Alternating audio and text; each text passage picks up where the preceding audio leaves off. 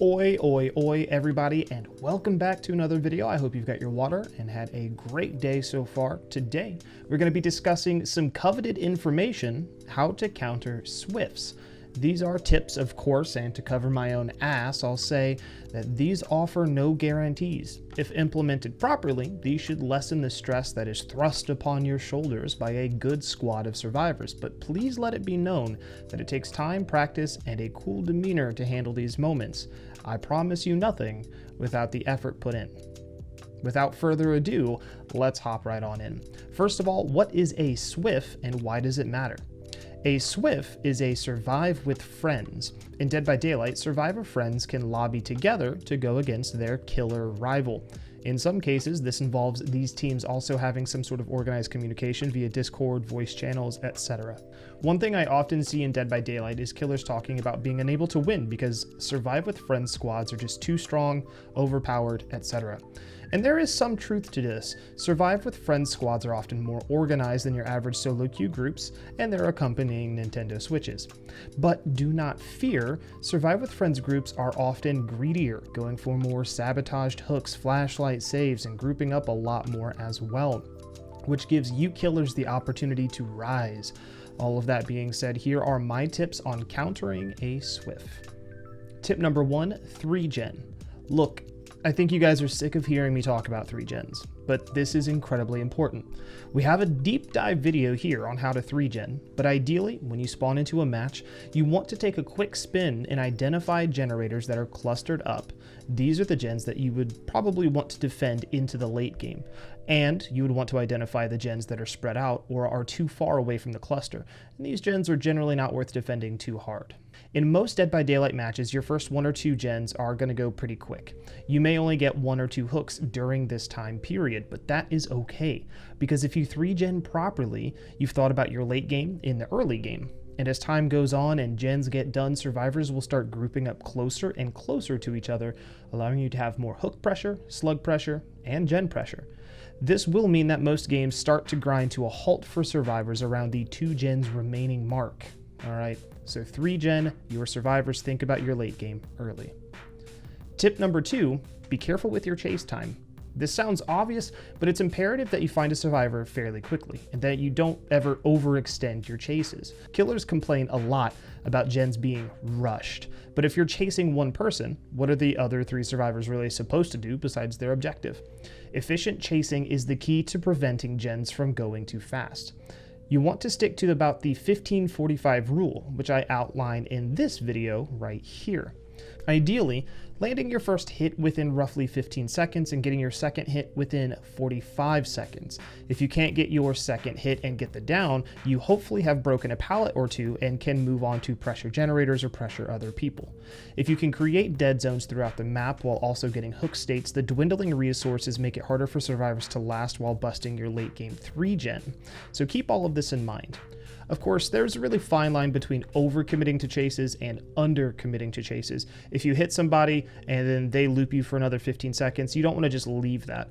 Of course, you also don't want to over-mind game at places like the shack or regular loops. Sometimes it's a lot smarter to get survivors to just drop the dang pallet and bust it up and then move on. So efficiency and time efficiency is very important.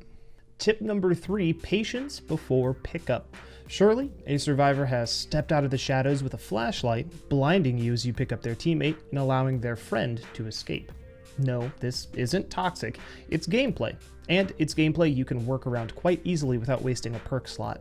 After downing a survivor, simply pause for a second. Take a quick look around and see if your victim has a teammate waiting in the wings to get a flashlight save. You can even stand over the body a moment and fake picking up the survivor. If you find a flashlight warrior, you can do one of 2 things. Leave the down survivor to slug and down the flashlight saver, or wound the flashlight saver and return to hook the slug. These both are important and you can do either or, but they are situational depending on what's happening. An example, the individual with the flashlight is on death hook, but the slugged person, the first victim, has never been hooked. Well, it may be good to leave the first slug down, get the final hook on the flashlight fiend.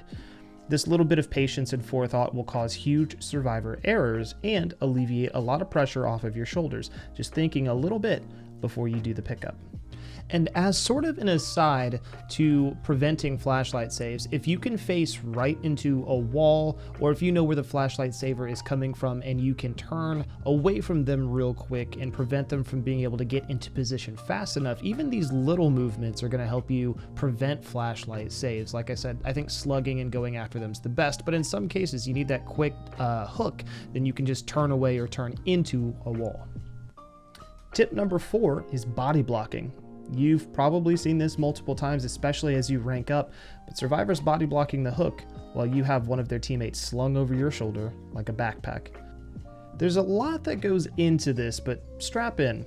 So it's first important to know how long a survivor can wiggle on your shoulders for. Of course, a survivor can wiggle for about 16 seconds. It's also important to know that as long as you have a survivor over your shoulder, you have a drastically reduced lunge. You can't lunge as far as you normally could. All that being said, if you down a survivor and the hook is very close, within just a few meters, and people are body blocking, as long as you can actually land the hits, swing away. It's very unlikely they can hold you up for 16 seconds without somebody else going down and making that trade for you. However, if you're a ways away from a hook and have to walk for 7 or 8 seconds just to get there, it's conceivable that enough body blocking could happen for you to lose your hook. In this instance, you may want to drop the person that is on your shoulder and take care of the body blockers without the pressure of them wiggling away. It is important to know that dropping a survivor does boost their wiggle meter a significant amount. So if they are almost about to wiggle free and you choose to drop them, they'll indeed get free. That's why it's important to know your closest hook, be paying attention, and use all of this information to your advantage. If you need to drop them just a little bit early to scare people away from the hook, down somebody else, come back to them, things of this nature, that may be the best course of action. And to piggyback off of the body blocking method, most of the time you'll see a lot of body blocking when people are also sabotaging hooks. If you know that somebody has a toolbox and is trying to sabotage, before you even pick up a survivor, it's really important to know where multiple hooks are. Sometimes you can fake walking towards one hook, they'll go to sabotage it, and you can go to another one. But if you know that they're trying to body block to use certain perks so that you drop your survivor, it may be best to pick the survivor up briefly, drop them, and then go to chasing the others, dropping that survivor to exert pressure on other people so that they decide that it's not worth it anymore, they need to go elsewhere. So it's kind of the same when it comes to sabotaging. Most of the same rules apply. Just know where multiple hooks are, know where your basement is, cover your bases. Tip number 5, doing gens in your face. Smart survivors are often unafraid survivors, and all too often are survivors content with slamming the last few percentages of a gen while you loop and or hook their friend who's just a few meters away. Very similar to flashlights, this isn't toxic behavior, but smart behavior on the survivor side. That is, of course, until you take advantage of this. If you come across a gen with significant progress while looping, and a survivor is just sitting on it, it may be worthwhile to break from your existing chase to down this survivor who's on the generator. If the gen doesn't have a ton of progress, you may be able to continue on your existing target, down and hook them, or slug them to pressure the person working on the gen. Remember where you are on the map. Sometimes it pays to check gens that are near you before you hook as well. Be wary of chasing survivors away just to kick a generator. As we've discussed before in this video, kicking a gen does nothing to the regression of that gen without Pop Goes the Weasel. Kicking a generator simply starts a regression process at a 4-to-1 speed, meaning it takes 4 seconds of regression for every 1 second of survivor progress. So kicking gens wastes a lot of time, and you're better off wounding survivors, slugging the first person, and then downing the other survivors who are trying to slam gens or things of this nature, instead of scaring them away like Shrek and then kicking the gen and thinking that that will solve your problem. Tip number 6, slugging. Many killers like to be nice killers. There are lots of rumors around what makes somebody a toxic killer and things of the like. I've said this before, and I'll say it again. Slugging is a natural part of Dead by Daylight. It's almost necessary to counteract some of the things that you'll see survivors do, and it's not toxic unless you do it for the full 4-minute timer just to bleed somebody out for spite. Don't get me wrong, I'm not saying that you should slug someone for 4 minutes until they bleed out, but when I say slug, I mean down somebody, slug them, go for the second person, down the second person, and then hook one of the two or both of them, all right? This is a great way to force survivors to group up, to get off generators, to heal, etc. If you slug someone so that you can down the second, there are a few things you should know though. Don't chase too long, or you risk your first slug getting up and getting completely healed by a teammate with very little consequence. Again, this requires you to optimize your chasing, how we've already talked about, and if you're struggling with that, watch our previous video. If you down your second survivor fairly quickly, or find that you cannot down them within the 15-45 second rule, it may be best to break away and go back to your original slug. This person has the most progress on their recover meter and likely could have another survivor healing them already, allowing more pressure because you can wound a third survivor before picking up your first slug. This does, of course, depend on a great number of factors. There's a lot of things that can happen here, like how many hooks each survivor has, who is the best person to hook in this scenario, etc. Slugging is a direct product of survivors being grouped up far too much. It is something survivors can avoid and often choose not to. They even have perks that can assist with it, like Unbreakable, Soul Guard, etc. So again, you shouldn't slug someone for the sake of doing so and just let them bleed out, but for intentional, planned pressure. It doesn't make you a toxic killer, that's just optimization. Tip number 7, unhooking in front of your face.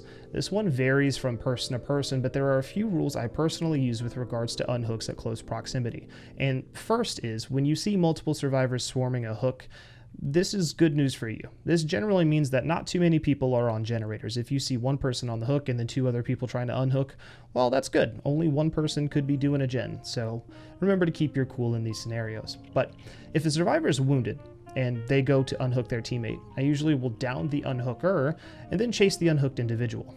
Generally, after hitting the unhooked individual, if they have borrowed time, it will proc and they'll run away to go mend. I'm usually perfectly okay with them running away to go mend because that's time where they're not on a generator, and I'll go back to the slug that did the unhooking. Now, there are scenarios where I chase the person even after their borrowed time play, and I will re-slug them as to not risk any decisive strike issues.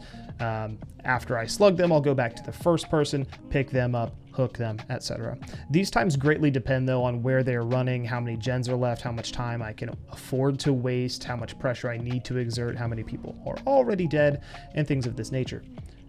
If a survivor is healthy and unhooking, I will attempt to wound them. Of course, if I can do so and interrupt their unhook, I will, so I can hit them again, slug them, and do what we just discussed. However, in some cases, I may be too far away, so I often will hit the individual who has borrowed time, again to keep them mending and things of that nature, and then I'll chase the second individual, the person who did the unhooking. Again, all of this is to avoid D-strike in many cases. I don't condone hard tunneling necessarily. So tip number 8 is what I call the ping pong. Now, what this refers to is the fact that in most cases at high level Dead by Daylight play, especially against seasoned players, you cannot really afford to go through and hook each survivor one time before you put anybody on their second hook. It just isn't doable. It's not feasible. And if survivors expect you to do this, well, I don't know what to tell them, I guess. Realistically, the way I play is I will hook one survivor, I will find and hook a second survivor, and then I will try to get a survivor on second hook as fast as I can, which usually means finding that first survivor again. Now, there are some scenarios where I'll hook one survivor, hook the second survivor, find the third, then find the first, then hit the second one again. In a lot of ways, it's kind of like rotating through survivors, which often means that at the end of the game, there's maybe a survivor who hasn't been hooked at all by the time they go on their very first hook. This is important. You need to know who has been on what hook and how many times so that you can get people out of the match, because you do need to have somebody out of the game by the time there are 2 gens remaining. That way your 3 gen is that much more indestructible and harder to break. So a general rule that I set for myself is to ping pong back and forth between 2 survivors, maybe the occasional third survivor, so we can get somebody out. Again, I don't consider this tunneling. If I hook one person and have time to hook somebody else and nobody unhooks you before I finish the second hook, that is a survivor timing issue, not a killer tunneling sort of issue. The biggest thing about playing against a Survive with Friends team is efficiency, practice, and awareness. It's all about making and setting up for the late game and just being aware of your surroundings. It doesn't take much to be able to check for somebody who's flashlight saving, especially if you notice somebody loaded in with a flashlight to the lobby. And if you know that survivors are potentially going to body block, you shouldn't, be flailing wildly at them while you have their friend over your shoulder. You should maybe Slug and just scare them away from that sort of scenario. I mean, if you're a green rank and you're against a red rank Swift, these tips may not help you completely demolish the team, but the hope here is that you remember some of this stuff, and through that you can practice these skills over time. So thank you guys for taking some time to give this video a view. I hope this begins to give you a leg up on your matches, and I will pray to the entity to see you guys in the next video.